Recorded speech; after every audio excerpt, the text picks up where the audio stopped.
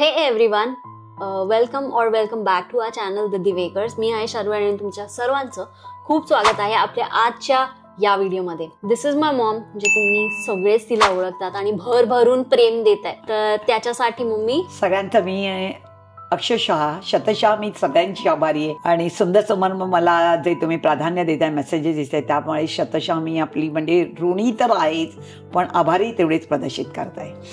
So आपण quickly आपल्या आजच्या टॉपिकला जाऊया. आजचा टॉपिक आहे तो एक खूप असा I think must touch topic असला पाहिजे. सो तुम्ही प्रिव्हियसली खूप स्टोरी टाइम व्हिडिओज ऐकले आहे, तर आज पण आम्ही तुम्हाला स्टोरीज सांगणार आहोत. पण या स्टोरी असणार आहे रिलेटेड टू फिमेल्स. जे मेल असतील ते लोक घाबरले असतील, अरे फेमिनिझम वगैरे इथे काय आणतायत का टॉपिक, तर असं बिलकुलच नाहीये. पण आपण आज ज्या टॉपिकवर टच करणार आहे ते रिलेटेड टू फिमेल्सच आहे, की बाबा हा कसं फिमेल्सनी फिमेलला सपोर्ट केलं पाहिजे. सो ॲज यू नो की मी 4 इयर्सची असताना माझे डॅड आहे ही पास्ट अवे. सो त्यानंतर म्हणजे mummy was very young when he past, आणि माझ्याकडे तर तसं म्हणजे आय डोंट हॅव मेमरीज. पण तो जो फेज होता मम्मीचा, इट वॉज व्हेरी डिफिकल्ट. आणि त्याच्यामधनं मम्मी कसं बाहेर आली हे खूप साऱ्या स्टोरीज आहेत. पण त्या फेजमध्ये पण सपोर्ट करणारे पण फिमेल्सच होते, आणि जे अगेन्स्ट होते आणि जे की लाईफ डिफिकल्ट करत होते मम्मीची, ते पण फिमेल्सच होते.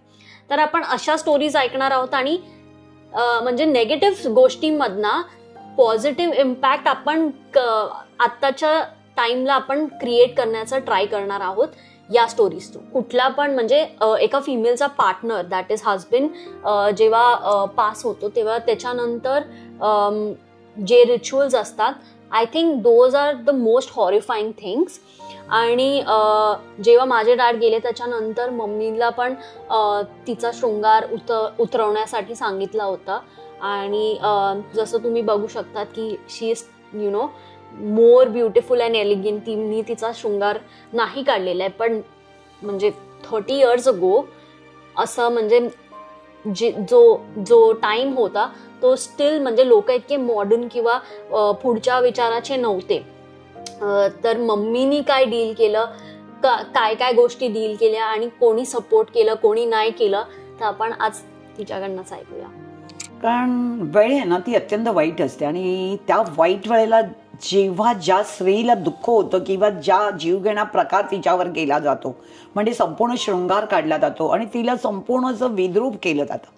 आणि लोकांचं एक असतं नाही, बाई ह्या बाईचा नवरा नाही आहे तर हिने घालायचंच नाही आहे, हे टिकली लावायचीच नाही आहे, किंवा गळ्यात वगैरे काही घालायचं नाही, हे सगळं काढा.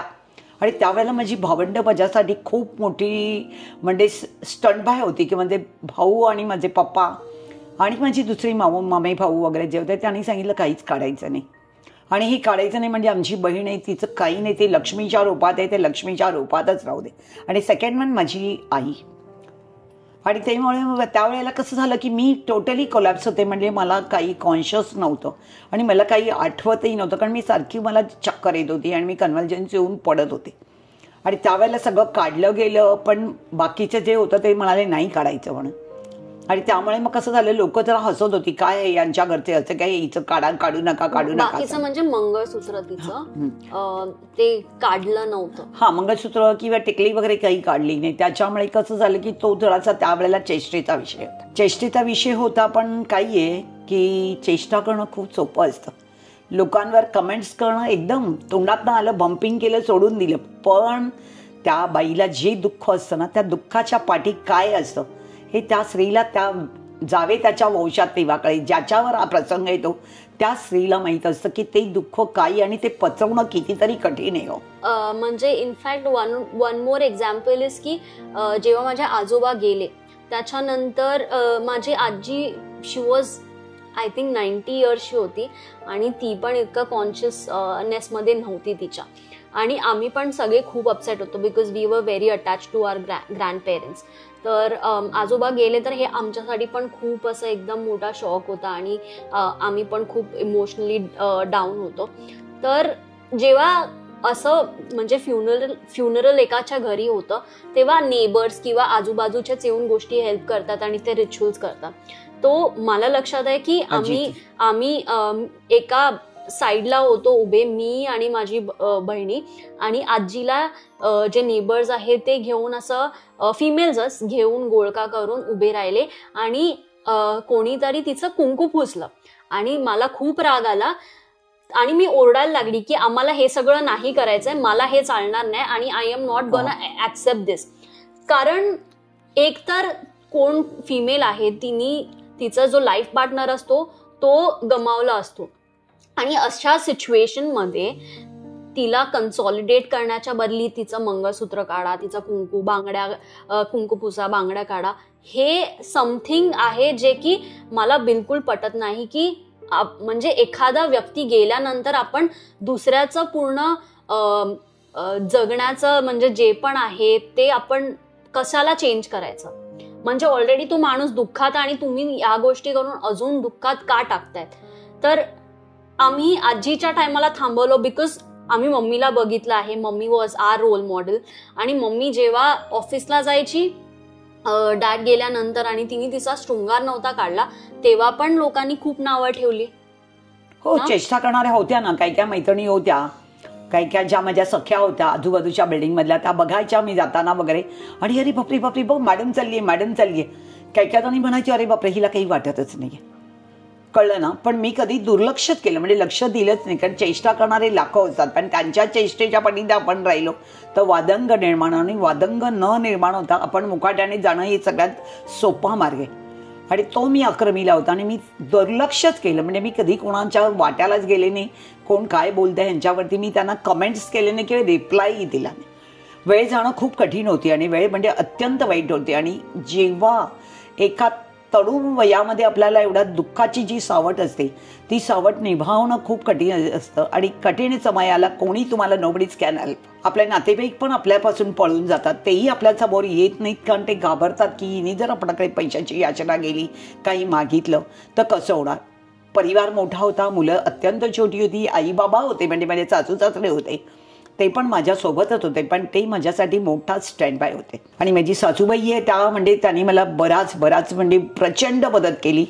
त्या बिचारा माझ्या पाठीस म्हणजे सावलीसारख्या उभ्या राहायच्या आणि माझ्या 4 मुलांना मोठं करायचं काम त्या माऊलीनी केलं. त्यामुळे सगळे हे जे प्रकार आहेत ना हे बरोबर नाही. आणि बायकांची चेष्टा करू नका, पण त्या बाईला सपोर्ट करा. तिच्या दुःखासाठी काय ती दुःखात जात असेल तर सायमल्टेनियसली तिचं मानसिक संतुलन बिघडवण्याचा प्रयत्न करू नका. आणि म्हणजे जेव्हा मम्मी बाहेर पडायची आधी 30 years ago आणि खूप मी जसं सांगितलं की लोक तेव्हा एवढं विचार पुढचे नव्हते आणि त्यामुळे लोक बोलणारे मागून खूप असतात पण तोंडावर येऊन लोकांची बोलायची हिंमत नसते. आणि स्पेशली म्हणजे फिमेल्स की मागून बोलायच्या बदली तुम्ही ते समोरून बोला. आणि मोस्ट इम्पॉर्टंटली तुम्ही पण एक म्हणजे स्त्री आहात, तुम्ही समोरच्या म्हणजे दुसऱ्या स्त्रीचं जर तुम्ही दुःख समजू नाही शकत तर त्याला तुम्ही म्हणजे त्याच्यामध्ये आग आणि घीचं काम टोचून नका बोलू. तुम्ही अटलिस्ट समजून घ्या की बाबा काय त्या स्त्रीवर म्हणजे ती कुठल्या सिच्युएशन थ्रू जाते. स्वतः तुम्ही इमॅजिन करा की तुम्ही त्यांच्या जागी असला तर काय करणार. कारण आय थिंक म्हणजे मम्मीचा डायलॉग आहे हा की बोलणं सोपं असतं पण करणं अत्यंत कठीण असतं. हो, खूप डिफिकल्ट असतं. तर त्यामुळे तिन्ही जेव्हा म्हणजे तिन्ही जे फिमेल्स होते बॅक देन तेव्हा त्यांच्यावरती इतकं लक्ष नाही दिलं. कारण लक्ष दिलं नाही म्हणजे मुलांना मोठं करायचं होतं. त्यांच्या तोंडाला लागले असते तर माझी ही वेळ इथपर्यंत मी पोहोचू शकले नसते. मुलं होती आणि मुलांचं भविष्य घडवणं खूप कठीण होतं. आणि त्यांना चांगल्या मार्गाने स्पेसिफिक म्हणजे 3 मुली होत्या आणि 1 बाबा होता म्हणजे पुण्याई होता. 4 मुलांना घडवणं आणि त्यांना व्यवस्थित मार्गाला जाणं हे महत्त्वाचं होतं. आणि माझ्या आईने सांगितलं बाळा लक्षात ठेव की इकडे तिकडे बघू नकोस, मुलांचं भविष्य चांगलं घडव, त्यांना उत्कृष्ट जननी म्हणून तू तयार हो, माता म्हणून तयार हो. आणि हे जग असंच आहे की ते निंदकाचे घर असावे शेजारी, तसं निंदा करणारे लाखो येतील पण त्यांच्याकडे तू बघू नकोस. आणि त्यांच्याकडे मी न बघताच माझा रस्ता पुढे आक्रमत चालले. आक्रमता माझं एकच ध्येय होतं की माझ्या मुलींना चांगलं घडवणं आणि त्यांना योग्य मार्ग देऊन त्यांना चांगली नोकरी धंदा लावून त्यांना व्यवस्थित पुढच्या घरात सपोर्ट करणं.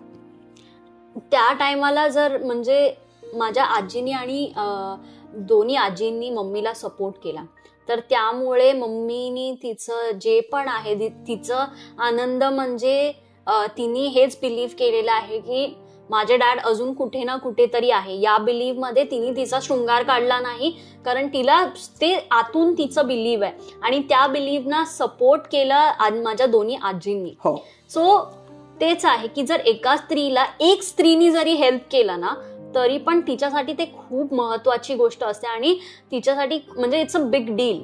माझं म्हणणं म्हणजे आमचा या टॉपिक थ्रू तुम्हाला हेच मेसेज द्यायचंय की दुसऱ्या स्त्रीला नावं ठेवण्याच्या बदली माझ्या बाजूची स्त्री अशी आहे तशी आहे हे बोलण्याच्या बदली ती का तशी आहे, मी ऍज अ स्त्री तिला सपोर्ट कसं करू शकते किंवा स्त्रिया एकमेकांना सपोर्ट कशा करू शकतात हे आय थिंक फाइंड आउट करणं खूप गरजेचं आहे, खूप इम्पॉर्टंट आहे. स्त्री एकटी बघा, पुरुष गेल्यानंतर स्त्री एकटी जगू शकते, आपला परिवार संपूर्ण ती म्हणजे पुलावून करू शकते आणि एक स्त्री संपूर्ण घराचा हातभार म्हणजे कारभार सगळा सांभाळते.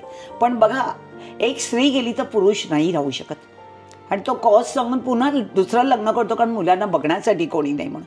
पण एक स्त्री आपली मुलं म्हणजे इतक्या सुंदरतेने वाढवते की ती म्हणजे मीच तिचे म्हणजे मुलांचे वडील आहेत आणि मीच आई आहेत, दोन्ही पाल्यांची भूमिका आई बाईच करू शकते आणि त्याप्रमाणे ती कृपेची सावली होऊ शकते आणि सगळं तिच्या हातात कर्तृत्व आहे. आणि तिचा प्रामाणिकपणा पहा, स्त्रीचं चाल बघा आणि तिचा रस्ता जो सीधा ट्रॅक जात असेल तर तिला कोणीही म्हणजे इतर स्त्रियांनी एकमेकींना कोणालाही डिस्टर्ब करू नका असंच मला फक्त सांगावंसं वाटते. कारण जिचं दुःख आहे ना त्यात स्त्रीला माहीत असतं आणि म्हणून ती पुढे जात असेल तर तिला सपोर्ट करावं. तिच्या दुःखाला थोडंसं तुम्ही सामोरं जा आणि तिला जरासं सांभाळून घ्या ना. सांभाळून घेतलं तर केवढं तरी आहे हो. फक्त परोपकार करायचे, परोपकार केले तर केवढं तरी तिचं जे दुःख आहे बिचारीचं ते कमी होईल.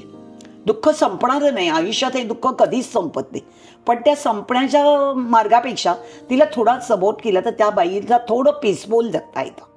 तर तुम्ही कोणाच्या पेनमध्ये अजून पेन ऍड करण्याच्या बदली जर तुम्ही ते म्हणजे एखाद्याला यातना देऊ नाही करू शकत तर पेन पण नका देऊ, यातना नका देऊ, कारण ते पर्सन ऑलरेडी कुठल्या तरी दुःखातना चाललेला आहे आणि त्याच्यामध्ये अजून आपण का वाढवायचं दुःख. तर ह्या गोष्टी असेल तर म्हणजे प्लीज अवॉइड करा. आणि again like the same message की being a female just support other females, कारण ते खूप इम्पॉर्टंट आहे. एका स्त्रीला जर एका स्त्रीचा जरी हात मिळाला ना तरी पण ते आयुष्य बदलून टाकतं त्या स्त्रीचं. तर तुम्ही जर एखाद्याला सपोर्ट नाही देऊ शकत तर धक्का पण नका देऊ. एकमेका सहाय्य करू, अवघे धरू सुपंथ.